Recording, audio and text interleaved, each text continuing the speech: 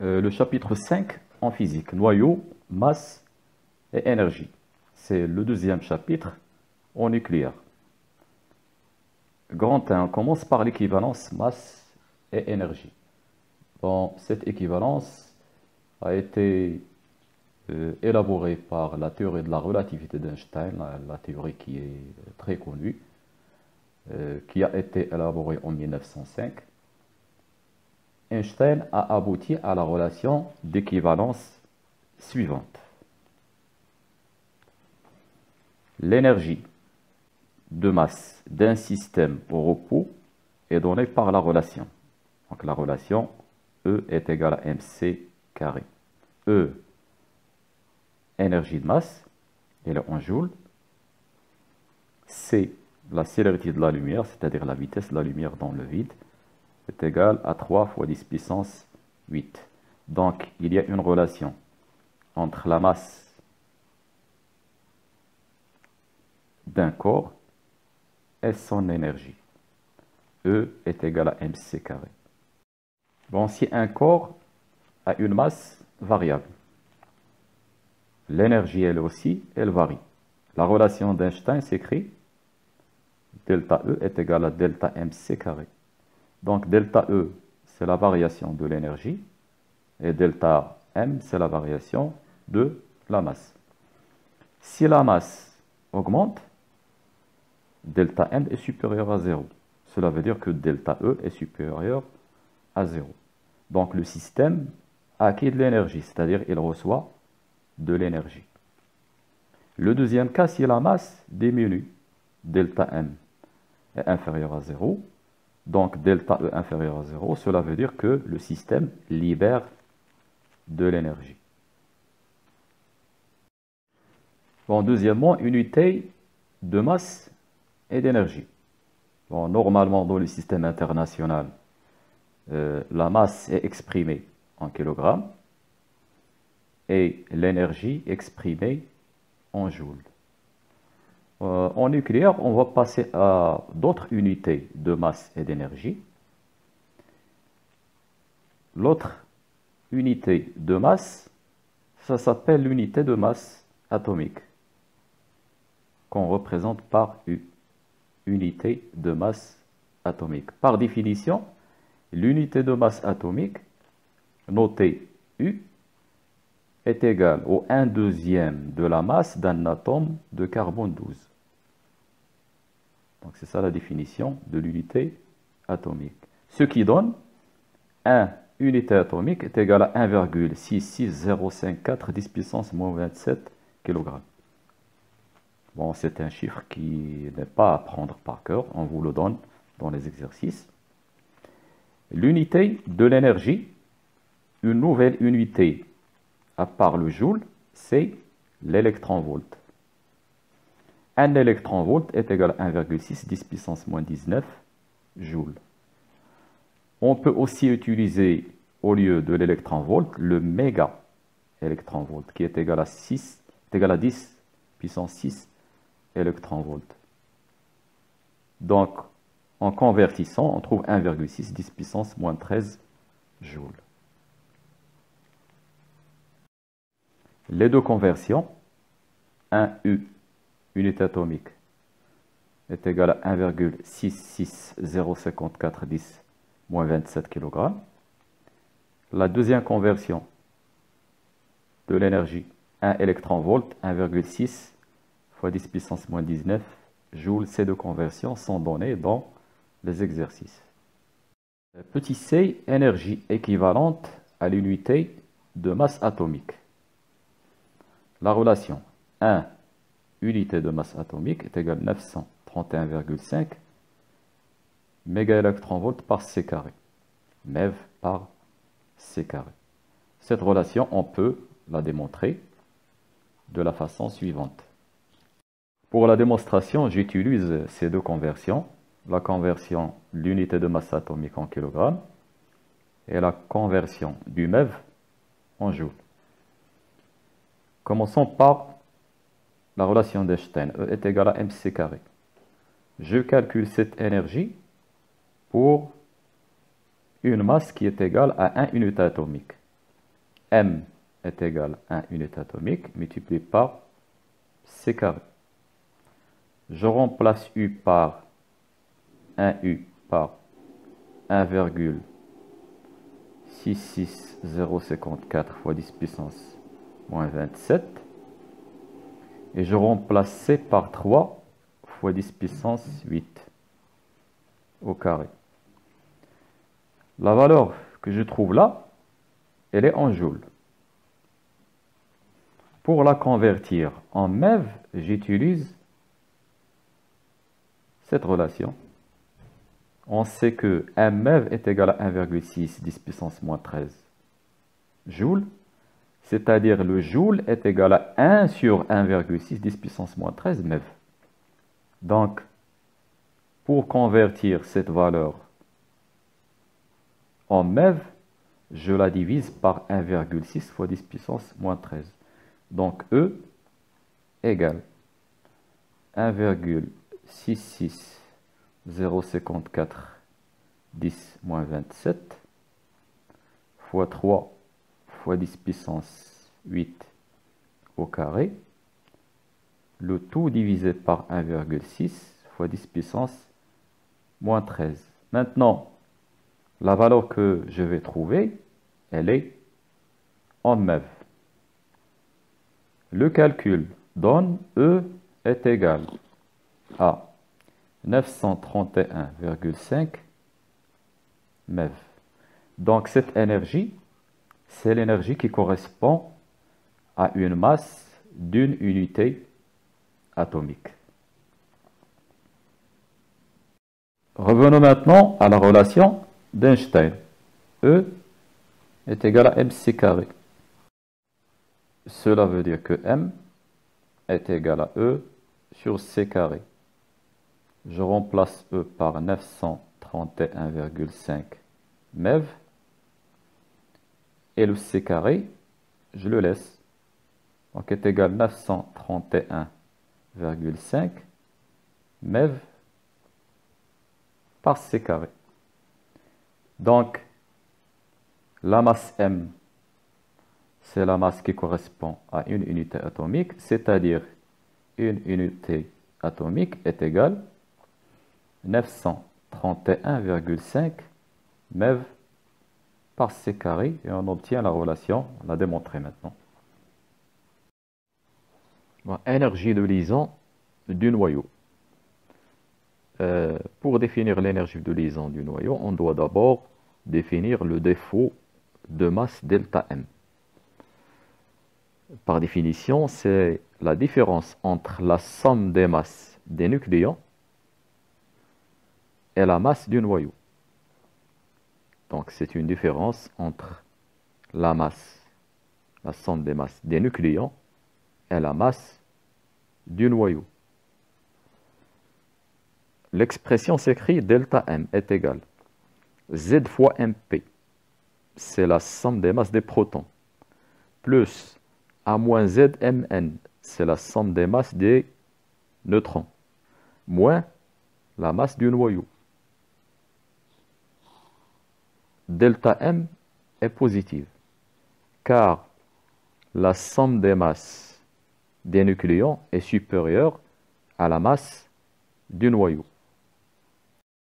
En prenant un exemple, l'exemple du défaut de masse du noyau d'hélium. Le noyau d'hélium He 2,4. Il contient 2 protons et 2 neutrons.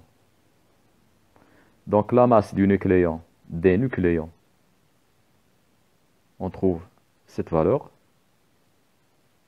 La masse du noyau est la valeur de la masse du noyau.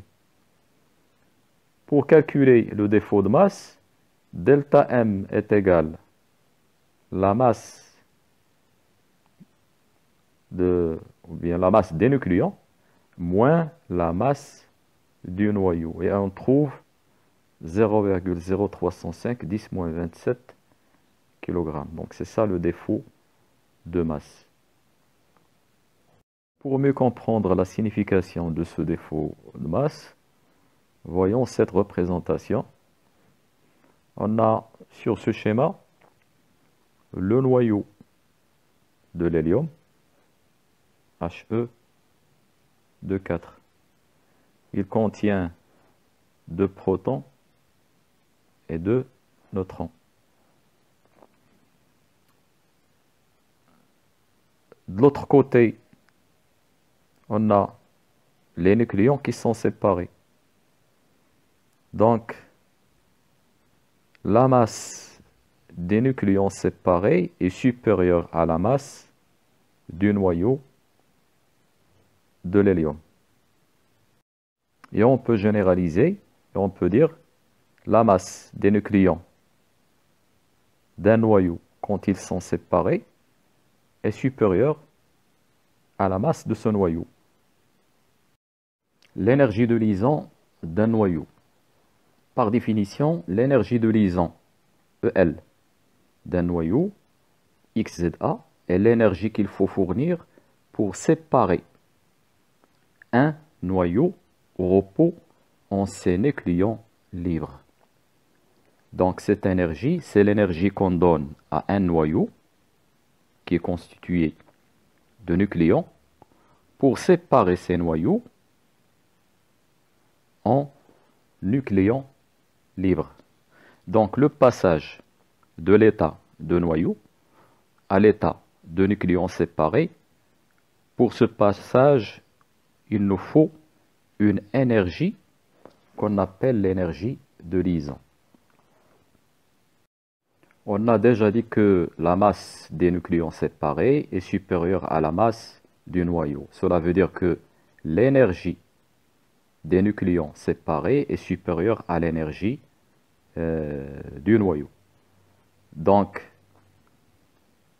l'énergie, en passant du noyau au nucléon séparé, l'énergie augmente. Elle augmente d'une valeur EL, qu'on appelle l'énergie de liaison du noyau. Ce que je viens de vous expliquer, je peux vous l'expliquer de notre façon, en utilisant un axe d'énergie qui est orienté vers le haut. Là, on a le niveau d'énergie du noyau. Donc, le noyau a cette valeur d'énergie. Pour séparer le nucléon du noyau, il nous faut une énergie qu'on appelle l'énergie de liaison. L'expression de cette énergie. L'énergie de liaison est égale à delta mc carré, delta m qui est le défaut de masse, fois c carré. Le défaut de masse, c'est la somme des masses des nucléons moins la masse du noyau. Donc, EL est égal à ZMP plus A moins ZMN moins la masse du noyau XZA, le tout multiplié par C carré. Exemple. Calcul de l'énergie de liaison du noyau d'hélium. Les données, masse du proton, masse du neutron, masse du noyau d'hélium et la conversion unité atomique mètre par C carré. Bon, d'abord, l'hélium. Le noyau d'hélium, il contient 2 protons et 2 neutrons.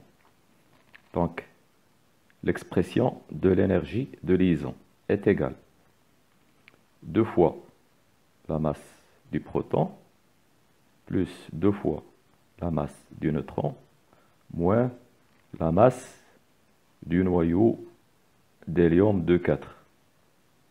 Le tout multiplié par C carré.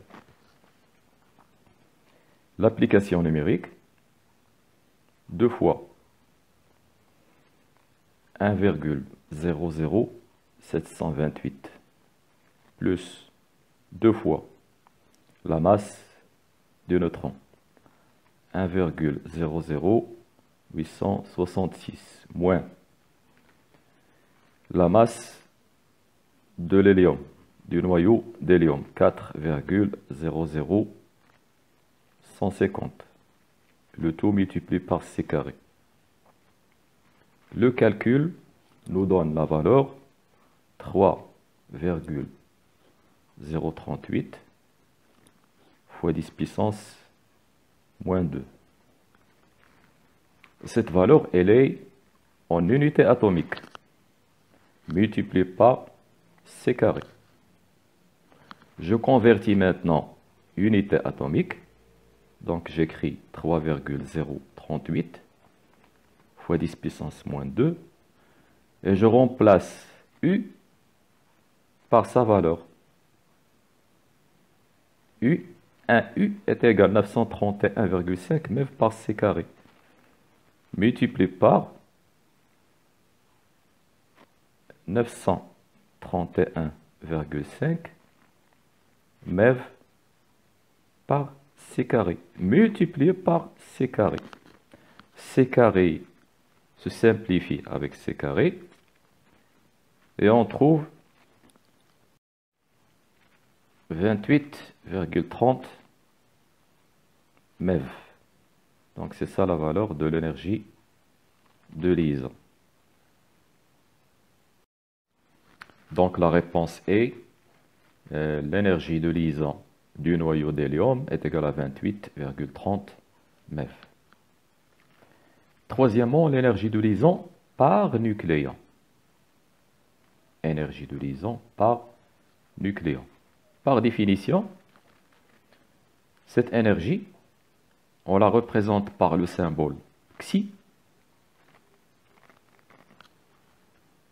est égal EL sur A. C'est l'énergie de liaison divisée par A qui est le nombre de nucléons. L'unité de Xi, c'est-à-dire l'unité de l'énergie de liaison par nucléon, est le MeV par nucléon. EL, énergie de liaison, et A, le nombre de nucléons. Exemple. On donne toujours l'exemple du noyau d'hélium. Calculer l'énergie de liaison par nucléon du noyau d'hélium. Donc, la réponse, Xi, qui est l'énergie de liaison par nucléon, est égale à EL sur 4, qui est le nombre de nucléons. 28,30 divisé par 4 est égal à 7,1 MeV par nucléon.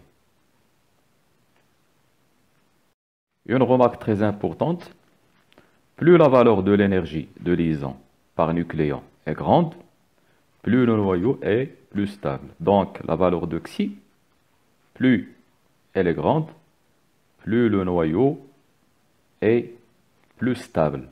Plus stable. Donc, si cette énergie de liaison par nucléon est grande, cela veut dire qu'il lui faut une très grande énergie pour séparer ces nucléons. Cela veut dire que le noyau est plus stable. Quatrièmement, la courbe d'Aston. Qu'est-ce que la courbe d'Aston et quel est son rôle? Afin de comparer la stabilité des différents noyaux atomiques, Aston a tracé la courbe suivante. Donc, le rôle de cette courbe est de comparer la stabilité des différents noyaux. La courbe est la suivante. Aston a représenté l'opposé de l'énergie de liaison par nucléon en fonction de A, nombre de nucléons. Et elle a trouvé la courbe que vous voyez en bleu. C'est cette courbe qu'on a là. On distingue trois types de noyaux. Les noyaux légers, les noyaux lourds et le noyau intermédiaire.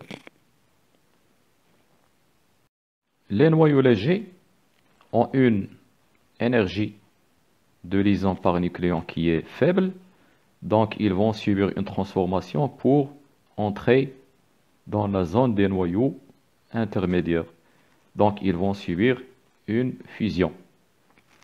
Par contre, les noyaux lourds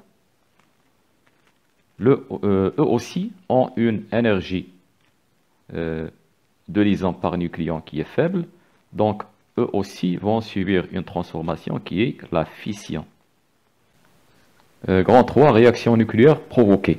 Bon, les réactions nucléaires qui sont provoquées, c'est-à-dire qu'elles ne sont pas spontanées. Ce n'est pas comme les transformations qu'on a déjà étudiées, alpha, bêta moins, bêta plus et gamma. Ces transformations sont spontanées. Par contre, ce qu'on va étudier maintenant, ce sont des réactions nucléaires provoquées. La première réaction nucléaire provoquée, c'est la fission nucléaire. Définition. C'est une réaction nucléaire dans laquelle un noyau lourd, dit fissible, car il subit la fission, est divisé en deux noyaux légers. Exemple. Donc l'exemple, l'uranium U92-235, c'est un noyau lourd. Quand on le bombarde par un neutron, donc c'est nous qui le bombarde. Donc c'est pour cela qu'on dit que cette réaction est provoquée. Donc on la provoque en bombardant le noyau d'uranium avec un neutron. Quand il est bombardé, il se divise en deux noyaux légers, 140-93, et il donne trois autres neutrons. Les neutrons produits par cette réaction nucléaire peuvent bombarder eux aussi d'autres noyaux. Donc les neutrons produits par cette réaction peuvent provoquer la fission d'autres noyaux. On parle de réaction en chaîne. C'est le principe de la bombe atomique. Donc l'uranium 235 va être bombardé par un neutron et elle va donner deux noyaux légers, plus des neutrons. Ces neutrons vont bombarder d'autres noyaux pour donner naissance à d'autres fissions, etc. Donc c'est ce qu'on appelle des réactions nucléaires en chaîne. Fusion nucléaire. Définition, c'est la formation d'un noyau plus lourd à partir de deux noyaux légers. Exemple, la formation des noyaux d'hélium, He2,4. Donc, ce noyau, il peut être formé à partir de H11 plus H1 qui donne H12 plus un positron. Le H12 réagit avec H11 pour donner l'hélium de 3. L'hélium de 3 réagit avec l'hydrogène 1,1 pour donner l'hélium de 4 plus un positron. L'équation bilan s'écrit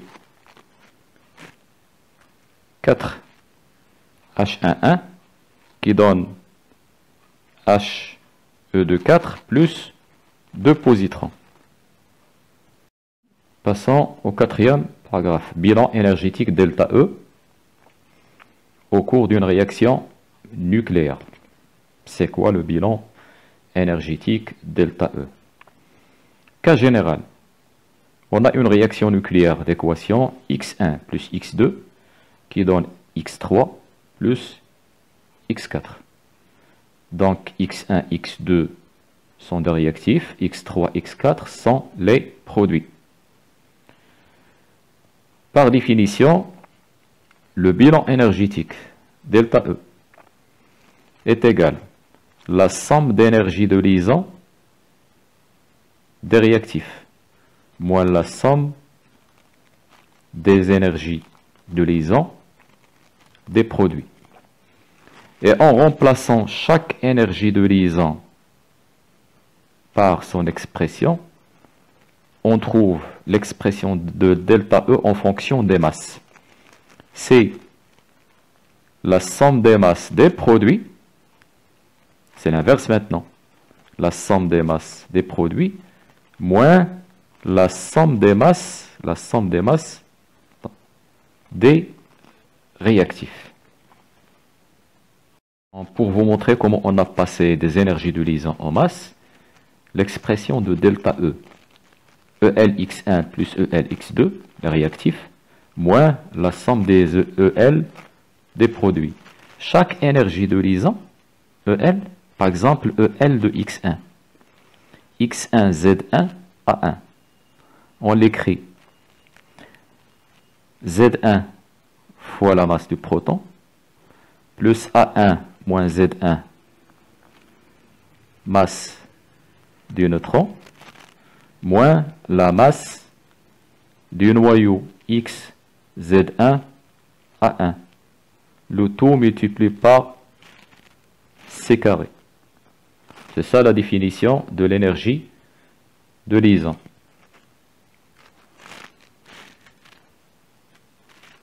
Donc, chaque énergie de liaison, on la remplace par son expression, cette expression. Dans cette réaction nucléaire, Z va se conserver, ainsi que A. Donc, pour que Z et A se conservent, il faut que Z1 plus Z2 est égal à Z3 plus Z4. La même chose pour A. A1 plus A2 est égal à A3 plus A4. Dans cette somme, on va avoir Z1MP plus Z2MP moins Z3MP moins Z3 et moins Z4MP, ce qui va être simplifié. Donc, les protons ne vont plus figurer sur cette expression. La même chose pour A1 moins Z1. Ce qui reste, c'est la masse du nucléon. Et avec le signe moins, il va être inversé. Bien sûr, la démonstration, elle est trop longue, mais ce qui nous intéresse, c'est la relation finale. C'est la relation finale qu'on va utiliser. La relation finale qu'on trouve, bien sûr, c'est delta E est égal à la somme des masses des produits moins la somme des masses des réactifs. Si on utilise les masses, le tout fois C carré. Delta E, comme je l'ai dit au début, ça s'appelle le bilan énergétique. On l'appelle aussi l'énergie de la réaction. Ce qu'on appelle l'énergie libérée, ou bien l'énergie produite, c'est la valeur absolue de cette énergie. Donc l'énergie libérée au cours d'une réaction nucléaire, c'est la valeur absolue du bilan énergétique ou bien de l'énergie de la réaction. Bon, à chaque réaction nucléaire, on peut représenter un diagramme d'énergie. C'est ce schéma que vous voyez là, on appelle le diagramme d'énergie d'une réaction nucléaire. Donc ça, c'est un diagramme qui est général. On a les réactifs X1, X2. L'énergie de ces réactifs, c'est EI, l'énergie initiale. Les produits sont X3 et X4. Leur énergie, c'est l'énergie finale. Mais pour passer de cet état de l'énergie initiale à l'énergie finale, on passe par un état intermédiaire. C'est cet état où on a des nucléons séparés. Donc les deux noyaux X1 et X2, il faut d'abord séparer leurs nucléons. Pour séparer leurs nucléons, on doit leur fournir l'énergie de liaison ELX X2 et l'énergie de liaison X1. Donc, la somme de ces deux énergies font passer les deux noyaux en des nucléons séparés. Un nombre de nucléons qui est égal à A1 plus A2. Pour rassembler ces nucléons A1 plus A2 sous une autre forme de deux autres noyaux, qui sont les noyaux produits, il leur faut, vers l'opposé de l'énergie de liaison de x3 et de x4. Donc c'est moins EL de x3 plus EL de x4.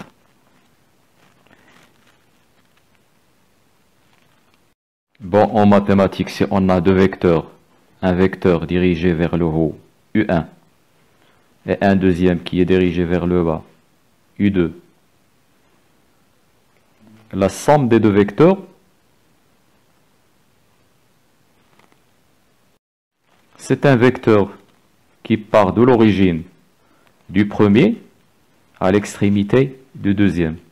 Donc, de l'origine du premier à l'extrémité du deuxième. Donc, le vecteur rouge, c'est U1 plus U2. Sur le diagramme d'énergie, on a là, au lieu de ce vecteur, on va mettre EL de x1 plus EL de x2. Ce vecteur moins EL de x3 plus EL de x4. Et en rouge, c'est delta E.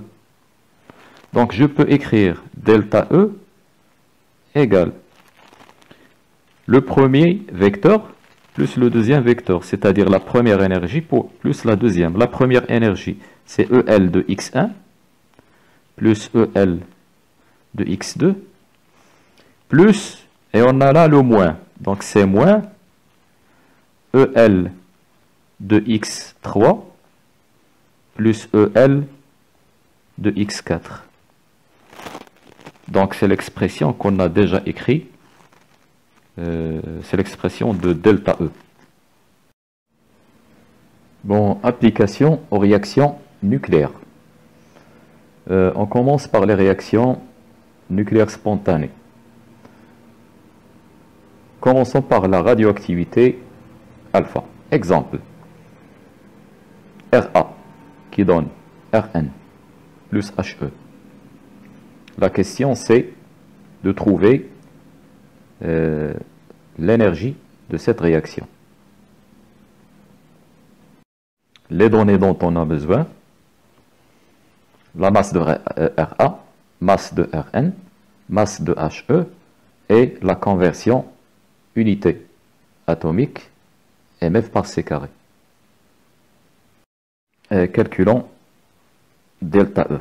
Delta E égale masse de Rn plus masse de He moins masse de Ra. Le tout multiplié par C carré. Je remplace chaque masse avec sa valeur. La première, 221,9702 plus la deuxième, l'hélium, 4,0015 moins 225,9770. Le tout fois C carré. Les masses sont données en unités atomiques. Cette somme, en utilisant la calculatrice, on trouve la valeur moins 0,0053 fois C carré. Bien sûr, moins 0,0053 unités atomiques que je vais convertir en mètres par C carré. Moins 0,0053. L'unité atomique, c'est 931,5 MeV par C carré. Et multiplié par C carré. Les C carré se simplifient et on trouve delta E égale moins 4,93695. Ce sont les chiffres donnés par la calculatrice. MEV. Donc on peut la simplifier à moins 4,494 avec une majoration. Donc c'est ça la valeur de delta E, qui est l'énergie de cette réaction. L'énergie libérée est égale à la valeur absolue de delta E est égale à 4,93695 MeV. Radioactivité β-, l'exemple CO qui donne Ni plus l'électron, E-1, 0. Donc c'est une radioactivité β-. Les données, masse du cobalt CO, masse du nickel Ni et la masse de l'électron. On calcule de l'énergie de la réaction. Delta E égale masse de Ni plus masse de l'électron moins masse du cobalt. Le tout fois C carré. Je remplace chaque masse avec sa valeur. 59,915 plus 5,49 fois 10 puissance moins 4 moins 59,919 le tout fois C carré égale.